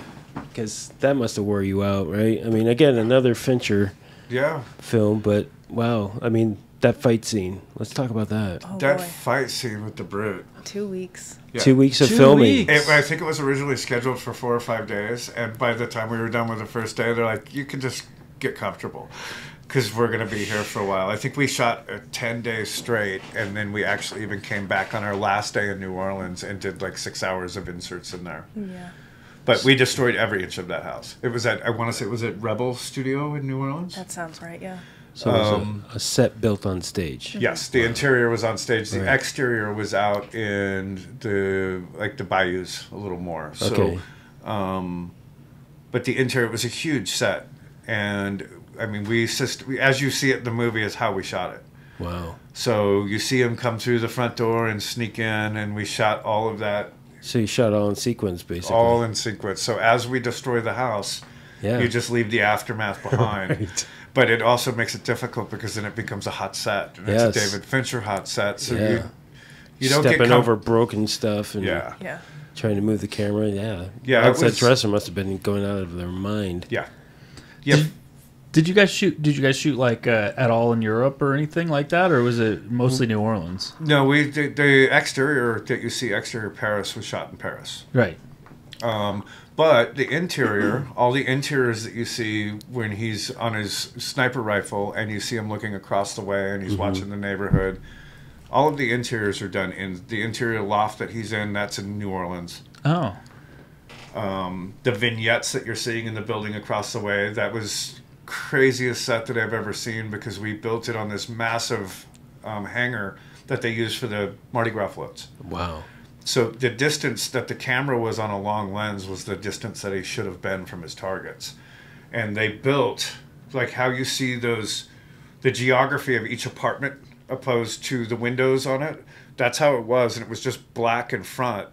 And then it was all mapped in behind the windows of the exterior buildings that they shot in New Orleans. Seeing it pieced together, it was like you'd never know that that was 3 different locations. Yeah, totally. 2 of them being 2 different stages that were a half mile away from each other. Wow. And it's so seamless. Yeah, absolutely. It was pretty cool. So we didn't do the Paris portion, but we prepped everything, and we worked very, very closely with them. And part of the reason we didn't do Paris was we had to be ready for basically Paris, Dominican Republic, and our first 2 weeks back in New Orleans almost at the same time. Oh, yeah. Yike. So once we got them settled, and and it was a lot of shipping, and carnets, and getting stuff to Paris, and a rehearsal rifle for Michael Fassbender with Christoph over there for training, and then that was the Christoph is the armor over there. Mm-hmm. And it's a lot of scenes that run into each other that involve all 3 of these locations. Yeah. Great. Yeah, and part of it is too is that a lot of the props that you see them with carry over to all 3 continents. Oh, fun. So that black bag, we had about 8 of them. And 2 always lived on the truck, and 2 were in Paris, 2 were in New Orleans, and 2 were in Dominican with us. And I never wanted to have to, any of his hero stuff, get hung up with like Pac Air or FedEx. Right.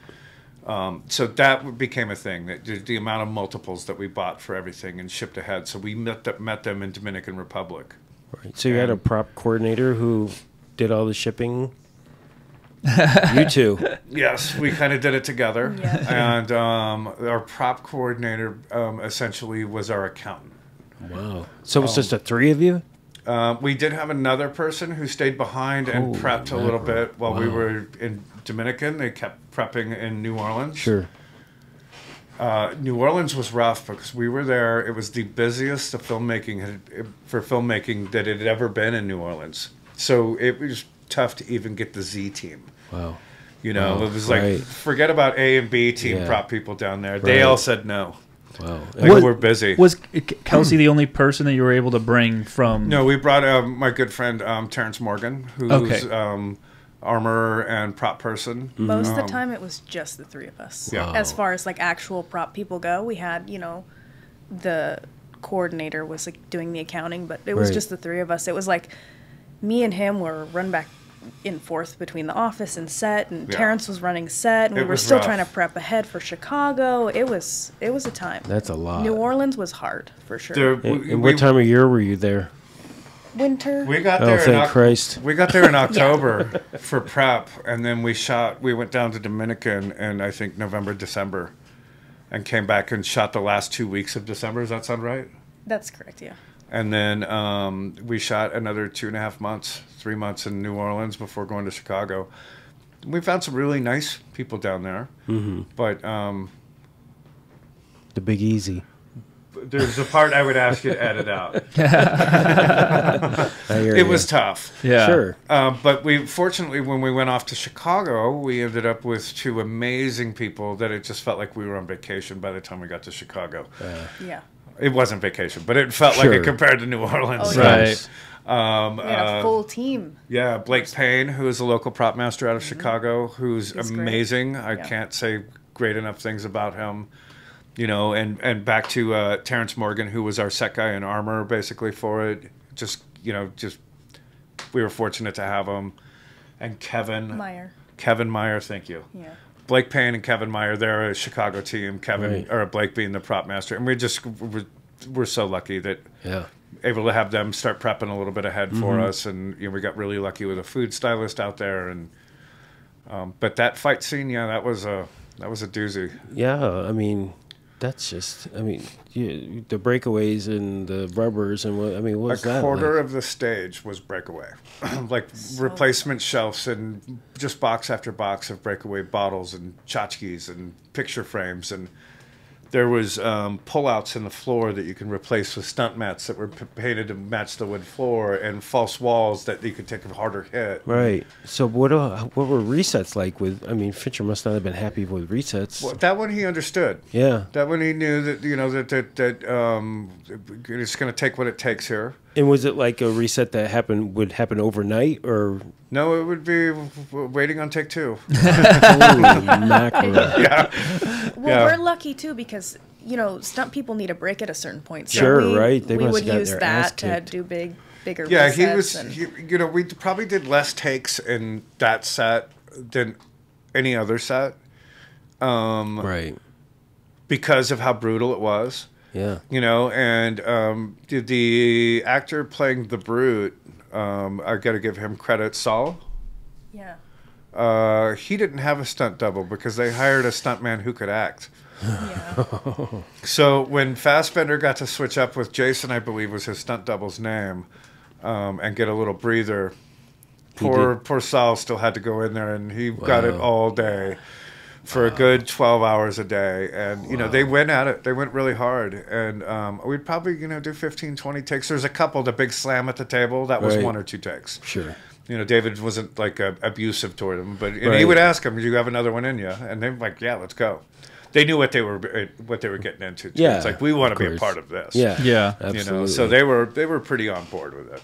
Wow. But that was that one was kind of eye-opening just with how much time it took. Sure. Now, obviously, they storyboarded the hell out of all that. Yeah, right. They did a previs. Also, Yeah. the stunt guy had a warehouse that they, and there's one moment in it also, but they put the stacks of boxes like they do. Sure. And They blocked the whole thing. blocked the whole thing out, and he would add in little effects where he saw something that should smash or something like that, and he did a really, really great previs. And there's one part in that previs that it gets me just like every time I've watched it. Normally you read something or you watch like the previs, and it might give you a little squeamish feeling about. Right. But once you watch it the second or third time, Right. not with this. When he gets him on that table leg, right. Every single time. You felt it. Oh, you just feel it, man. It's just like that poor bastard. I know. That was one of those scenes where I was like, come on. There's no way they can walk away from that. And then, like, the next day, he had a little scratch on his face. And that one was really fun, too, because there was a couple little happy accidents in that set. The cheese grater that he grabs out of the drawer right. was an accident. It was just... Oh, my God. That was so funny. Fassbender's sitting, down there behind the drawers, and he says, can I look for a weapon? He says, yeah, see what you can find in the drawer. And he pulled out a cheese grater, and the whole crew chuckled. And David called, cut, take everything else out of the drawer except for the cheese grater. Nice. Nice. And I love that they added a sound design, shing. A little like, And kudos to the set decorator for putting a cheese grater in the drawer, Yeah, it was Half pretty the time funny. they're empty. Yeah. It was one of those little funny, unintentional moments that really kind of made the scene and I love that. gave it a little levity. But, yeah, we destroyed a lot of stuff in that house. Yeah. That's insane. Yeah, and there was I don't think there was an inch untouched by the time we're done. No, definitely not. Walls, doors, just everything were just destroyed. The effects guys resetting those closet doors in the bedroom. I felt for them. Yeah. They said couldn't move fast enough. 2 weeks, I'm you sure. said? Yeah. We shot it for a solid 10 days. Oh, man. And probably each, I think, let's see, so you come in, it's the bedroom, then the game room, then the dining room, to the living room, around back into the dining room, to the kitchen, down the hallway, into the bathroom, back into the bedroom. Yeah. Yeah. Yeah, about 10 days. About a day and a half each set. And it's just, again, you're walking over, trying not to damage the set, because David can be very meticulous about his continuity of a set. So I'm sure. Yeah, with breakaway glass just Yeah. everywhere. Fortunately, it it just was- crumbles. that one set gave us a little bit of leeway because, it's lit so dark. Yeah. But it also adds to just the intensity of it. And the other thing I love about that, and it was by design, was that it's a little sloppy. A little more like two Right. real guys fighting and not like Yeah, in yeah. an MMA Yeah. tournament, you know what I mean? Like it's brutal and it's accidental and not everything looks like, Right. the most beautiful move in the world. And Yeah. That was what was great about it. And then there's Diva, that sweet little puppy. Who, Right. I'm telling you, she stole the show. Yeah, they always She was do. great, yeah. What about with a lot of the weapons you had there? There's a lot of disassembly of weapons. Did you guys have to create a lot? And silencers. You guys did a lot of silencers. I noticed that. Yeah, we custom made all the silencers, and they were, I'm sure that there's fans out there, like, not fans of Fincher, but I will say gun fans. Yeah, totally. The gun enthusiasts, let's call them. Sure. That will go, those are dumb, because they're kind of somewhere between the idea of a suppressor and a flash hider. I see. But he had this stylized. He wanted to see the burst out the side of it. Right. A little more like that rifle, that Nemesis rifle, was kind of like an anti-aircraft gun by the time we were done with it, But, Larry Zanoff over at ISS really helped us to strip that down to just the beats it needed to fire. And we had custom scope mounts put on it and, that the company made for us. A lot of work went into those rifles. I actually started those rifles about 2 months before I actually came on to start prepping. We were finishing up in Pittsburgh on a job. I see. Yeah, that makes sense. So who was your armorer out there? We brought out Terrence, who was our set guy, because it wasn't a lot of, we weren't doing a lot of gunfire. Matter of fact, the gunfire that you do see aren't blank. It's not blanks. Oh, really? We had an effects guy come in and rigged the guns with flash paper.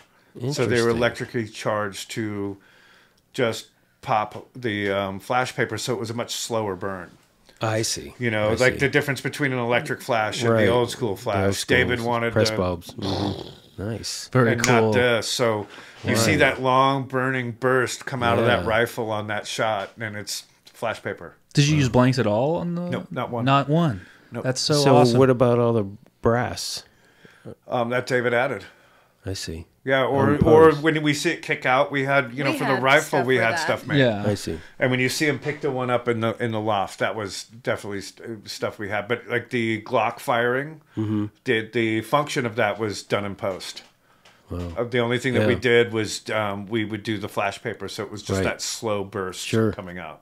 Did you guys have like air blasts, like slides or anything like that, or that was post also? I will say the 1911 that we used for the Brute in the Brute fight, that was airsoft. Oh, very cool. Yeah. That very cool. It was scripted as something else, and when I brought it in, David said, "What else you got?" And I'm like, seriously? Like, this is like we're in New Orleans and it's 9 o'clock at night. And he says, yeah, it's like, what else you got? And I said, I'll be right back. And fortunately, it was something I had in my gun safe, an airsoft that we'd used on another show. I was say digging through the trailer and seeing what we got. It was something I knew we had enough, and I knew they would function, and we had enough gas for it. And I went in and I had a couple different options, and I showed him, and I said, and he says, can I see that? Like, yeah, and he's like, yeah, like, yep, that's it. Yeah. Airsofts are fun. They really are. No, I like using the air blasts. Like, if we can't do it, like I like some functionality to it. It's like, yeah, absolutely. I'm not well, a the non-gun actor fan. needs it too. Yes. I mean, come on. Yeah, they do. It's like I think that to do no function and no gunfire like a non-gun. Right. I was never a fan of them. I've unfortunately only been forced to use them a couple times in my career. They look really bad too. It's like holding a brick. Yeah. Yeah. You know, and then it just goes really unimpressively yes. and kind of makes us all feel ashamed of ourselves that we even allowed to get that far. Yeah, right. It's like, being caught by your high school friends and you're riding a moped and they're all on like dirt bikes. You know what I mean? Your Honda Passport. Yeah. Yeah. That's funny. No, that's interesting because I got a call a couple weeks ago, or an email or a text, I guess it was, from a director that I worked with on Winning Time. He goes, I'm down here in Atlanta and I'm doing Tulsa King. I'm like, okay. He's like, and I have the scene where they're shooting skeets with a shotgun. He goes, but I don't want to use a real shotgun. I'm like, okay. He says, but I want the kick. I'm like, well, there's this thing called physics. And shotguns pack a punch. I said, you're really not going to be able to achieve what you want without using a real gun. I said, but there are a lot of great armorers out there that can do this for you, and you're not going to have, and it's not going to be a problem. No safety issue. And I gave him, the names of a couple people that Larry gave me from Atlanta, and so I think that they went ahead and did it. But then after that, my son says to me, he goes, oh, I saw this video where somebody was like dressed in a green suit and they had a gun and they went boom, and hit the end of the barrel of the gun and gave the guy a kick. I'm like, really? Did that actually work? I don't know if that would work, but I've done it on tight shots. Like where we've shot with when blanks you don't before, and now we're right here on the actress. Right. And we just need a little bit of... I've stood off camera and just done that, but not for like the full effect of a scene. Right. You know? Yeah. But I thought that image... It's a good idea for tight shots, actually. Yeah, I like for that. sure. It was effective. Matter of fact, I think that was in Johnny Black. The Outlaw Johnny Black. Yeah. The one actress pulls the trigger on a 12 gauge, like a coach gun or something. And it was so tight, but you just see a little bit. And she wasn't reacting right. Right. It didn't. They rarely do. She asked for the help. Yeah. She's like, "Can you?" And I was like, "Sure." Yeah, and definitely. so we rocked her shoulder a little bit, and she was great with it. Yeah. And it worked. Perfect. Yeah. That's all that matters, right? At the end of the day. Yeah. Fantastic. So let's talk about the sympathizer before we run out of time, because we're running. Yeah, we're doing good. We're doing good. The last So thing. I haven't. At this point of this episode, what they've aired 2 episodes or one episode? one It's the one. episode's Is, out, It's a long episode. It's the first episode, which was a big chunk shot in Thailand, which we didn't go do for a lot of reasons. But a fair amount of our work did still make it in there, stuff that we sent down to Thailand and scenes that we actually shot here at the stage. And You shot that in L.A. mostly? yeah, mostly in L.A. Oh, They okay. they did a good chunk of episode 1 and episode 7 in Thailand because it was supposed they played it as Saigon, and then them returning back to Vietnam after a period of time. But a lot of that was shot here in L.A., and I have to say we probably made more stuff for that than even Mindhunter, which Mindhunter was huge. Wow. But it was just every time we turned around, it was just like a new piece of product here. And can we have the bicentennial stamps that would have been on a 1976? Oh, wow. And this is, you get these requests at like 5 o'clock at night, and it works at 11 the next day. It's like, you mean custom graphics that match a very prominent stamp from 19? Yeah, we'll have it. Sure. And did you have a graphics person in the prop department? Yes. And she split props and art department. She's worked with us. I've been working with her since Grimm, about 8-10 years now, and I just try to drag her onto everything because she's just so talented. And Who is it? Carly Sertic, she's out of Portland, Oregon. Oh, nice. She's great. She's a very good friend, and she came in also on The Killer, and Don Burt brought her over to sympathizer with us, and definitely the first 3 or 4 episodes, it was mostly props she was doing, because there was just so much. There's a book in there. I forget the title of the book. It's a book on communism that one of Robert Downey's characters is, pimping off to everybody. Yeah. But that book, because of the way it's used in the story, that there's they use it as a decoder for there's hidden messages that they're sending back and forth from North Vietnam to California. The way that it worked out and the page numbers per the script, it's like we built the whole book from scratch. Wow. And she had to go through and make sure that each page lined up with the script of the story, that when they go down on page 52 to the 7th line and over to the 9th word, that it's the right word. Yeah. There was an amazing amount of work that went into that she put into that. Books are so difficult. Yeah. Especially, when it's more elaborate than we can just reskin it. Yeah. And tuck a couple pages in it. And this one was definitely that. It's like we see it so many times that we just decided early on, let's make sure it looks good and make it easy on ourselves, and let's just build it from the ground up. That's the best way. How difficult is it doing a show too that it's like it was like half of it is like in Vietnamese and it takes place primarily in Vietnam? Like, I'll one-up you on that. Half of it was in Vietnamese with Vietnamese interpreters, and our first 3 episodes were directed by a Korean-speaking director that came with interpreters. Oh my God! It was a lot of fun. It was a new challenge for sure. For sure. Yeah. That became pretty seamless, actually. And director Park Chan-wook, nothing but great things to say. It was just such a pleasure, and he's so appreciative of the work that you bring, and he really acknowledges when you've gone above and beyond. Right.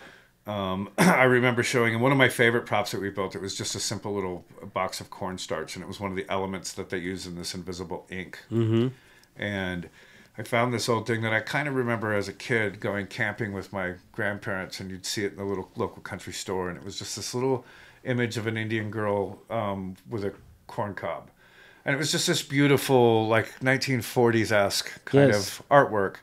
And we found one that was completely destroyed and rebuilt it. And I just remember this is when I kind of was like, all right, I like Park a lot. Because I showed it to him, and he looks at it like a still photographer. And the way he rolls it in the light, and he just catches every angle and the texture. And his interpreter, after a few minutes of talking, he says that this is begging for a close-up. Nice. And I was just like, that's amazing. Music that's to every awesome. prop person's ears. Yeah. Right? And, the letters, speaking of the letters, and this is where I want to give some props to the lovely Kelsi Eddy over here. The letters are so elaborate in every episode from two sides, from our leader in North Vietnam to our captain in America. There's two sets of letters going back and forth, and there's hidden messages in all of them. And what we did to accomplish that was we got a handwriting. I think we had the actor write out the Vietnamese alphabet for us. Okay. And American alphabet. No, that's not what happened. Go ahead. Yeah. You tell this She story. did it. Let her talk. Corrected. We got his handwriting sample, just an alphabet. We got the alphabet. And early on, Carly made a font that I would use to type out, and kind of like I would adjust it and trace over it. I would hand trace all the letters. And because those were in English. Right. The letters back and forth between the two spies were in English. And, have to do the code in the invisible ink, which is cornstarch and water, and then you reveal it with iodine. And it's all practical, and it's really finicky. Well, I'll bet. Yeah, you had to, the ratios had to be perfect, and you had to do it with the right timing, or it wouldn't show up really dark and you couldn't see it very well. But then he also has the confession letters, which those are in Vietnamese. Those are the ones I was actually alluding to, yes. Yeah. So the ones in Vietnamese, I had his handwriting sample still, and I worked closely with the Vietnamese consultants and Vietnamese writer that we had to turn it into a Vietnamese font, like add all the accents and do everything. Right. So she made a font out of the actor's handwriting to be able to change these letters whenever. Now, with that said, she still sat over a light board with the printed one and hand traced every single letter that you see on camera. Right. It's going to take so In long. multiples, yeah. Wow. It takes a long time. Yeah. The light board, since it's funny, in my entire career, I've never seen a light board used more than when my daughters worked with me. The amount of time she spent on a light board on Mindhunter making all those signs. And then we did a show called Manhunt that there was a whole series of letters in that also that her on a light board. And then You bought a couple extra light boards for the kids. Oh, yeah. and they just keep getting better and better and better. Bigger and Did bigger. you know that they're just paper thin now? They're Yeah, amazing. Yeah, no, really it's small. insane. Yeah, they're Really? beautiful. Yeah. It's like all LED Have like strips. Yeah. Yeah. It's awesome. The size of this table, I have one that's just like flat. Yeah? Yeah. But so much work went Gotta into add those that. letters that I just wanted to make sure she got her Well, that's credit. great. And credit did they due shoot on them all that like one. second unit inserts or? Some, and some were done on the day. But, there was definitely a day of inserts that she went and kind of sat with that unit and made sure that if any changes needed to be. And that was really tough because Sympathizer, they wanted to do camera tests. And it was about 9 days before principal. But we're going to grab 3 inserts also. Wow. I love that. What they meant was 3 pages of inserts, and half of it was still in. And then you have somebody who we haven't even done a show and tell with the director yet, and we're filming these props. And you have the script supervisor going, should there be a comma right there? Well, there should be if it wouldn't take us 6 hours to change this letter right now, and you were here to help us prep, and we weren't actually shooting during principal photography. And you guys weren't just throwing all of this. And nobody even came to me and told me about this list. I overheard the first AD tell Director Park, I got your insert list. I'm like, hello. There's 3 inserts on the call sheet. He says, he has a couple more he wants to do. I'm like, do you care to share? Yeah, right. Because a lot of what you're going to ask for right now is probably still being fabricated. And it was just this whole thing. Unreal. So whenever the letters were working, we always had to work our schedule to make Kelsi close. Yeah. In case something came up. She Sure, of course. She couldn't be out at ISS when Right. the letters were shooting, you know? Yeah, absolutely. Yeah, I'm excited to see how they turned out, because the iodine and the invisible ink was very tricky, and I know that there's a couple cases that VFX had to help us out a little bit. But Well, as they should. Yeah. I mean, we have the technology. But, I mean, there's something, tactical about the real thing, so. yeah, Yeah. and it was, it's the idea of it all is very cool. There was also in the story, there's a point where he has to kind of send some misinformation. So to do that, to set up somebody else as maybe that he's the spy, we had to do a variation of the letter that doesn't resemble what they're actually doing. Right. So she got off the hook on those ones, so that You it was did really those ones. different. I did them Yeah. myself. Nice. And I really I went simple. I went and I found the easiest code that you could find.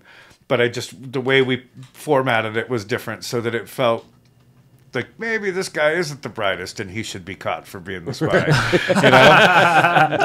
Don't give away too much. Yeah, and it was a lot of work went into that one. I'm very proud of it, and I really hope that people like it. And A lot of new elements, I think, dealing with as a prop master. I think with the whole foreign aspect and dealing with the kind of the true-ish stuff that's going Yeah, on. absolutely. And I mean, Yeah, and that's the thing. We were just talking about this before you guys showed up about paper props, because they're always an insert because there's always so much going on. We were just talking about Ripley. Have you seen that yet? I haven't yet. I'm actually really looking forward to that one. So beautiful, and all of the paperwork in it. Period, Italian, documents, passports, Yeah. and stuff. It's just incredible. They did such a beautiful job.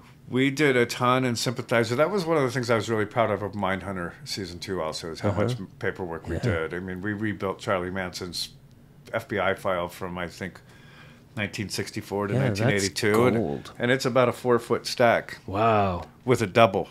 And we went in and to our best guess and unredact the real files. So when they're sitting in those scenes looking at them, they can flip to any of the information that they're talking about, and it's really there. Wow. Yeah. Yeah, exactly. And it's, That's for that's- the actors, if not on camera. It's so I think it really makes a difference too when they see the level of care that's gone into what 100%. you put in front of them. Yeah.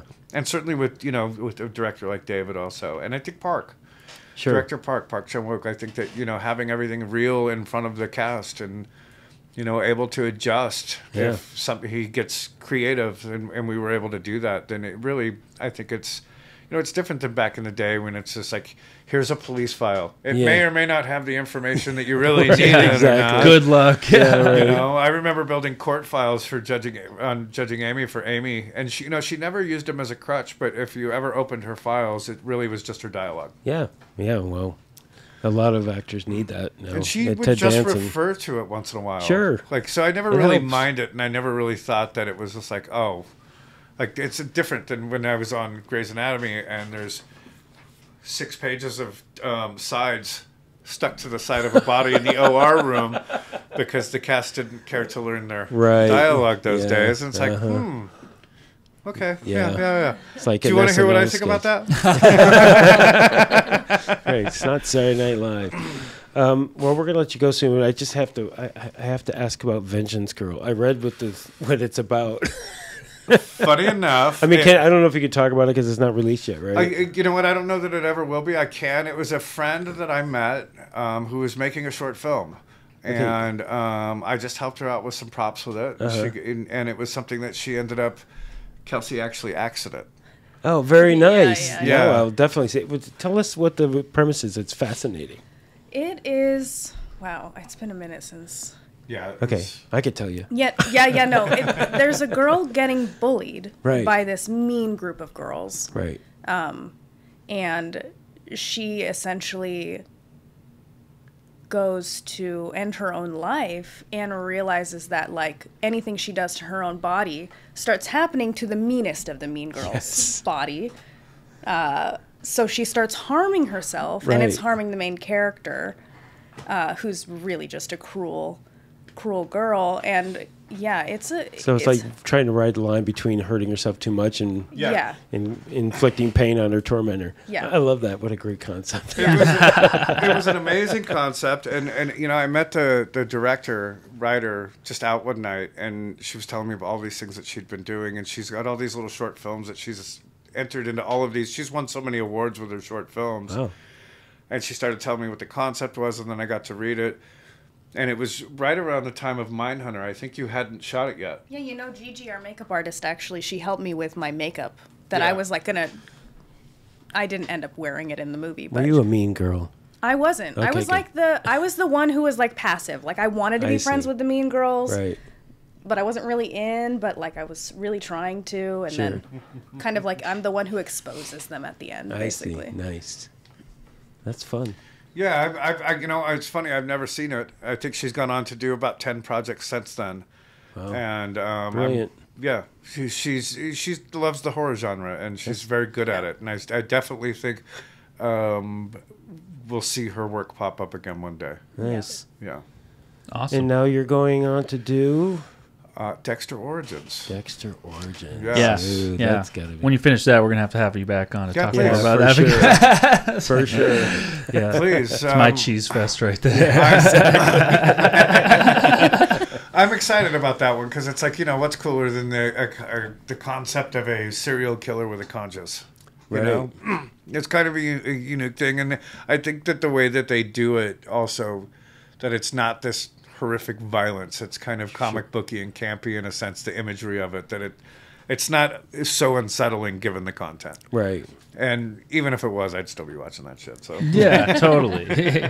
Yeah, he's just a good guy with a dark passenger. That's Yeah. it. It's really good for society to normalize It's serial fu- killing.